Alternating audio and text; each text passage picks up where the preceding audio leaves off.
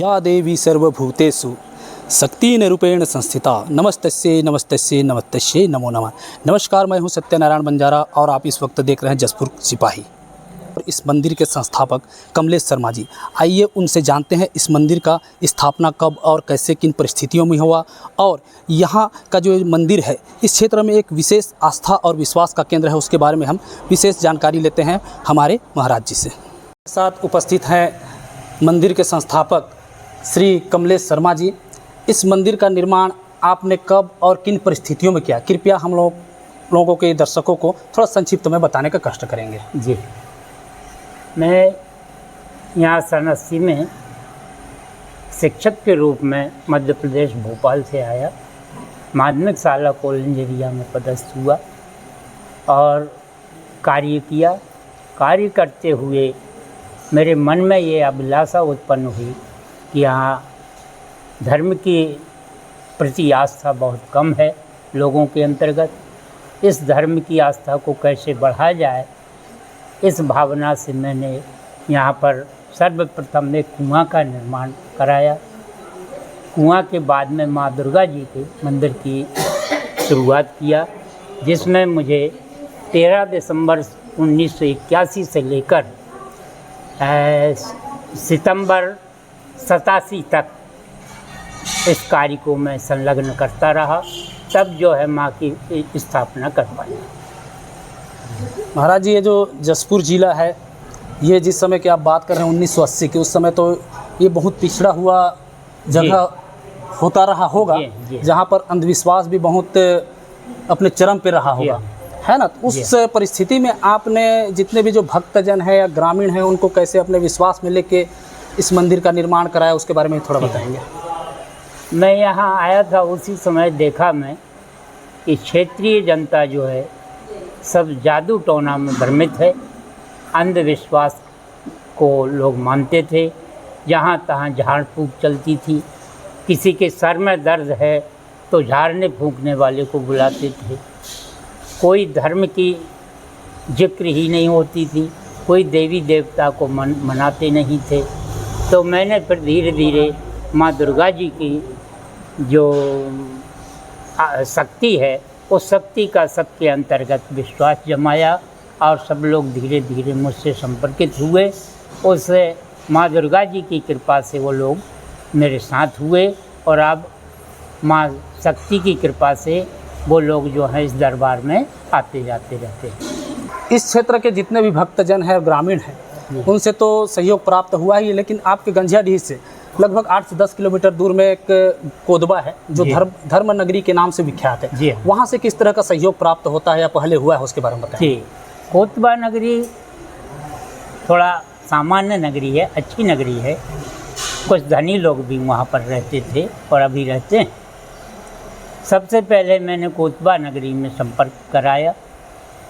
मारवाड़ी समाज है वहाँ पर, साहू समाज है, बंजारा समाज है। धीरे धीरे उनसे संपर्क किया तो उनने तन से, मन से और धन से तीनों प्रकार से सहयोग कराया। एवं मेरा परिचय नहीं था तो आसपास के लोगों से मेरा परिचय कराया और फिर मैं आसपास गांव में जा कर के करीब 55 गांव से संपर्क किया। हर गांव में जाकर मैं एक पाव आधा किलो धान मांगता था, तब वो उसको इकट्ठा करके इस मंदिर कार्य को किया। और उस समय इतना धनी एरिया ये नहीं था कि कोई 1000-2000 रुपये दे दे। मुश्किल से 8 आना 1 रुपया कोई देता था, बाकी 4 आना 8 आना हर आदमी देता था। तो महाराज जी, आपने 1981 में जो न्यू इस मंदिर का रखा और तब से लेके आज तक, और जिस तरह से इस मंदिर की ख्याति दूर दूर तक फैली हुई है, उसके बारे में क्या कहेंगे आप? हाँ जी, सब एक तो सर्वप्रथम तो ये माँ की कृपा है। जी। उनको यहाँ विराजमान होना था, इस क्षेत्र को अपने नाम से जागृत करना था, धर्म के प्रति स्थापना उनको बढ़ानी थी, इसलिए माँ यहाँ पर विराजमान हुई और यहाँ बैठकर उन्होंने अपनी शक्ति को फैलाया। उसके कारण सभी भक्त लोग उसके सानिध्य में आए और आज उसके प्रति अटूट श्रद्धा जागृत है। इस कारण से लोग तन मन धन से सहयोग करके इस कार्यक्रम को। और महाराज जी, एक विशेष जो इस मंदिर का आकर्षण कहें या विश्वास कहें, आस्था कहें, कुछ भी कह लें, यहाँ जो 28 वर्षों से निरंतर अनवरत दीप प्रज्वलित हो रही है, उसके बारे में आप थोड़ा सा हमें विस्तार से बताएंगे। किनके द्वारा स्थापना किया गया, जो दीप प्रज्वलित की गई, उसके बारे में थोड़ा सा बताएंगे। आपने ये प्रश्न बहुत अच्छा किया, बड़ी खुशी है, क्योंकि ये प्रश्न से माँ मैया की शक्ति का प्रसार होगा। जी। ज्योति जो है माँ शक्ति रूप है। जी। जहाँ ज्योति जलती है वहाँ माँ आदि शक्ति ज्वाला देवी का प्रादुर्भाव रहता है। इसी भाव से मैं इस ज्योति को प्रारंभ कराया। इस ज्योति को सबसे प्रारंभ करने के लिए श्री मोहनलाल जी अग्रवाल कोतवा, इन्होंने सन 1997 में सर्वप्रथम मुझसे कहा कि गुरुजी यहाँ मैं एक दीपक जलवाना चाहता हूँ। मैंने कहा बड़ा अच्छी बात है, आप दीपक जलवाएं। दीपक तो माँ आदि शक्ति का स्वरूप है। तो उन्होंने 1997 में नवरात्रि समय से और इस दीपक का स्थापना करवाई। तब से आज तक उनके नाम का दीपक चल रहा है। इसके और एक बात आपने बोली थी महाराज जी, जी, जैसे ये जो मंदिर बना और उसके बाद ये जो निर्माण हुए, ये भी सब दान के से ही संभव हो पाया। लेकिन संभवतः मैं जिस तरह से देख पा रहा हूँ यहाँ और अन्य मंदिरों में भी हमारा आना जाना रहता है, वहाँ हम देखते हैं कोई अगर एक पंखा भी दे रहा है तो वहाँ पे अपना नाम वो लिखवाता है जी, कि फलाना की तरफ से सप्रेम दान स्वरूप लिखाता है। लेकिन यहाँ पर हम देख पा रहे हैं कि किसी चीज़ में भी यहाँ किसी भक्तों का उल्लेख नहीं है, किन्हीं दान दाताओं का उल्लेख नहीं है। ये क्या कारण है? इसका कारण है लोक और परलोक। नाम लिखाना, लोक की जागृति, माने अपने नाम को प्रदर्शन करना। तो किए हुए दान का फिर कोई महत्व नहीं है यदि अपन ने अपना नाम बता दिया। तो मैंने अपने गुरुओं से और शास्त्रों से ये प्राप्त किया है कि दान जो दे उस दान को भूल जाना चाहिए। जी। ऐसा मैंने गुरुओं के मुख से और किताबों में पाया है। तो मैंने इस स्थान को इसलिए रखा है कि मैं पारलौकिक काम कर रहा हूँ, आपको परलोक में इसका साथ मिलेगा। इसलिए मैं आप लोगों के नाम को यहाँ नहीं लगा रहा हूँ और माँ के ही नाम को यहाँ पर रखा हूँ, ताकि वो शक्ति और वो दान का जो फल है वो आपको सदैव आपके साथ रहे और आपको मिले। इस कारण से मैं यहाँ किसी का नाम जागृत नहीं करती। और महाराज, इस मंदिर प्रांगण में माता वनभौरी जी के अलावा और किन किन देवी देवताओं की यहाँ पर मूर्ति स्थापित है, उसके बारे में थोड़ा बताएंगे। जी, माता वनभौरी के अलावा यहाँ पर गणेश जी की मूर्ति का स्थापन है, श्री भीरड़देव जी महाराज का है, और नवग्रह है, सूर्य है, चंद्र हैं, भौम हैं, बुध हैं, गुरु हैं, शुक्र हैं, शनि हैं, राहु हैं, केतु हैं। ये नवग्रह देवताओं का स्थान है। इसके साथ साथ माता संतोषी का स्थान है, श्री हनुमान जी महाराज का स्थान है, श्री भैरव जी महाराज का स्थान है, और 16 हाथ से निर्मित यज्ञशाला का निर्माण है, जहाँ पर प्रतिवर्ष दोनों नवरात्रि में, चैत्र नवरात्रि और आश्विन नवरात्रि में महालक्ष्मी यज्ञ का आयोजन होता है, जिसमें समस्त क्षेत्रीय लोगों का, जनता का सहयोग रहता है और संपूर्ण विश्व के कल्याण के लिए यह कार्य प्रतिवर्ष 2 बार कराया जाता है। इस कार्य के अंतर्गत नवरात्रि में यहाँ पर भंडार का आयोजन भी रखे हैं। रात्रिकालीन आरती के बाद यहाँ जो भी आगंतुक हैं उन सब के भंडार में भोजन कराया जाता है, बैठा कर भोजन कराया जाता है, और जो कुछ भी स्थान की सेवा होती है उस स्थान को उनको उपलब्ध कराया जाता है। वैसे तो महाराज जी, ये वो स्थान है जहाँ पर बिन मांगे ही सब चीज़ मिल जाता है, संपूर्ण मनोकामनाएं पूर्ण हो जाती है। लेकिन आपके जहन में ऐसा कुछ जिसे आप बता सकें? जी हाँ, ये माता की तो सर्वप्रथम शक्ति है और उनकी चंचला है। उन्हीं चंचला के कारण यहाँ पर ये माता जी का नाम जागृत हुआ है। उन चंचलाओं में सर्वप्रथम तो ये कि मनुष्य जो भी यहाँ पर आता है माँ के प्रति श्रद्धा रखता है और उससे जो मनोकामना करता है वो प्राप्त होता है। जैसे कई निसंतानी जिनको संतान नहीं है उनको यहाँ से संतान प्राप्त हुई हैं। लगभग 100 का आंकड़ा तो ज़रूर पार कर चुका है कि 100 माताओं की गोद इस दरबार से भरी है। इसके अलावा भी कई भक्त लोग ऐसे भी आए जो माँ से प्रार्थना किए कि हे माँ, हमको कुछ व्यापार दे, कुछ धंधा दे, कुछ बिजनेस बढ़ा। तो ऐसा मेरे दृष्टिगोचर, मेरी आँखों से देखा जा रहा है कि जो व्यक्ति एक छोटी सी दुकान लेकर बाजार करता था, आज माँ की कृपा से 4-4 ट्रक चल रहे हैं, उसके मिलों के मालिक हैं और अच्छा खासा व्यापार उनका चल रहा है। इसके अलावा भी दुखी, जैसे कई व्यक्तियों के घर इतना दुख भरा हुआ था कि वो किसी प्रकार से आगे नहीं बढ़ पा रहे थे, लेकिन माँ के दरबार में आने पर, एक नारियल भेंट करने पर उनके दुख दरिद्र भी भाग गए और आज सुखपूर्वक वो अपने परिवार के साथ घर पर रह रहे हैं। और भी जैसे चोरियां हो जाती हैं किसी के घर में, नारियल लोग लेकर के यहाँ आते हैं, माँ से प्रार्थना करते हैं तो वो चोरी उनको मिल जाती है। ऐसी भी घटना मुझे यहाँ पर प्राप्त हुई है। कई लोगों के मोबाइल घर से चले जाते हैं, लोग नारियल लेके यहाँ मोबाइल खोजने के लिए आ जाते हैं। माँ की कृपा ऐसी होती है कि वो व्यक्ति मोबाइल को घर में छोड़ के चला जाता है। ऐसे अनेकों घटनाएं यहाँ पर देखी गई हैं। एक बार तो कुछ भक्त लोग माँ के दरबार में बैठे हुए थे, उनकी चर्चा चल रही थी। दीनबंधु शर्मा जी हमारे यहाँ इसी गांव के निवासी थे, संतोष महाराज जी के पिताजी। वो यहाँ रात्रि में 12 बजे आए।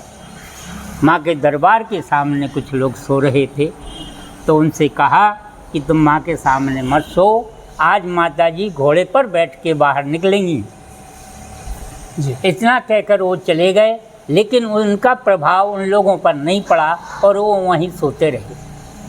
करीब 20 मिनट 25 मिनट के बाद में सवारी माताजी की निकली। उसको कोई देख तो नहीं पाया, लेकिन चूड़ियाँ खनकने की जो आवाज़ आई तो वहाँ 4-5 आदमी जो सोए हुए थे वो उठकर वहाँ से भाग गए।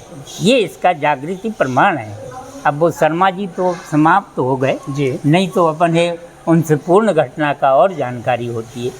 तो आज भी ऐसा है कि माता जी जो हैं 9 दिन के लिए 9 सवारी पर विराजमान होकर के बाहर निकलती हैं और अपने स्थान पर वो आ जाती हैं। यही सब इस स्थान की जो है, क्या कहें उसको, महिमा है, शक्ति है।